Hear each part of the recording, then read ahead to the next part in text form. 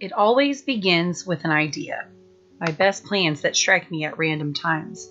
Among my friends and coworkers, I'm known as the idea girl, the activator, the person that can come up with solutions that are creative and effective. However, I've seen many of my supposedly brilliant ideas meet severe resistance from others and had to push harder than I would have thought to see them come to life. Directing a musical was not really my own idea, but it became mine as I fought to make it happen. It was 2015, and I was in the middle of my first year teaching at Coulter Elementary. Located in Meyerland, our school is incredibly diverse and full of rich characters, the kinds of kids that you could have sworn you read a book about once upon a time. They were strong characters, so self-assured it was hard to believe they were simply fifth graders. I loved teaching them, and every day was a new adventure in our classroom. I'm a big fan of teaching in units. I like to choose powerful pieces of literature, everything from The Raven by Edgar Allan Poe for a poetry unit, to All Summer and a Day by Ray Bradbury for a short story unit. When it came time for our drama unit, the theater major, for a year in college, and me, wanted to do right by them. I chose Into the Woods Jr. for our centerpiece, mostly because the movie had just come out over winter break. Only a handful of them had actually seen it and raved about Meryl Streep as the witch. Go to the wood!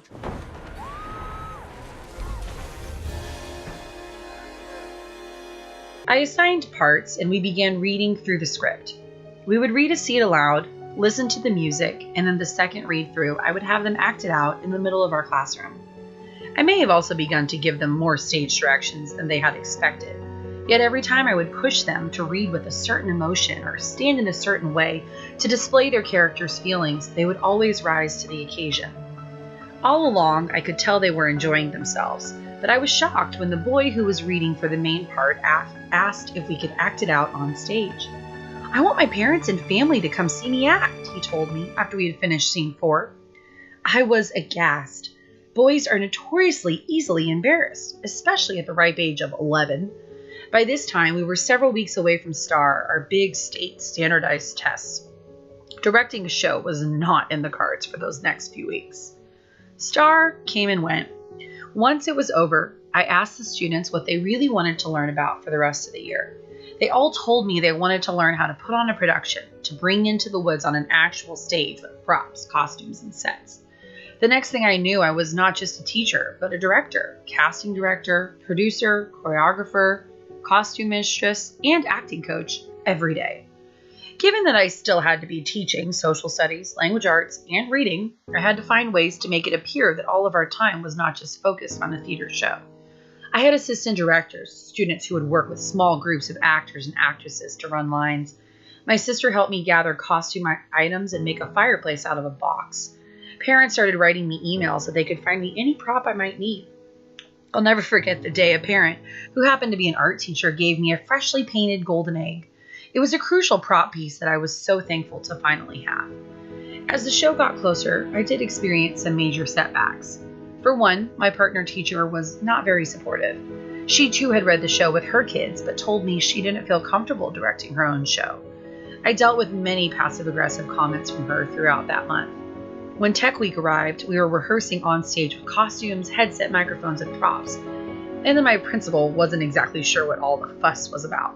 When it rained the day of our show, we were unceremoniously kicked out of the cafeteria, our theater, so that PE classes could take over. I understood they too had nowhere else to go, but it was tough. I remember the night of the first show, I was standing in the classroom with my cast in their costumes and their makeup. My assistant directors and stage crew were matching me, wearing all black. We sang through a few bars of the finale and did a big Into the Woods on 3 yell.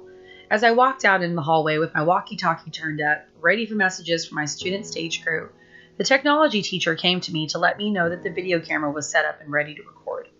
Also, you have already done so much for these kids than you will ever know. You've given them such a gift, and it will outlast any other memory they take away from this school year. My principal snuck a peek backstage as students were rushing on and off stage, mid-production.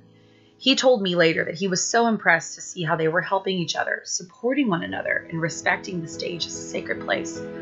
It's never a perfect show when it's packed with fifth graders, Music cues go off at the wrong time, lines are skipped, entrances are missed. My Cinderella was even late for her solo.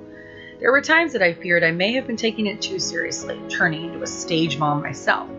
But I wouldn't trade those memories and those times for anything.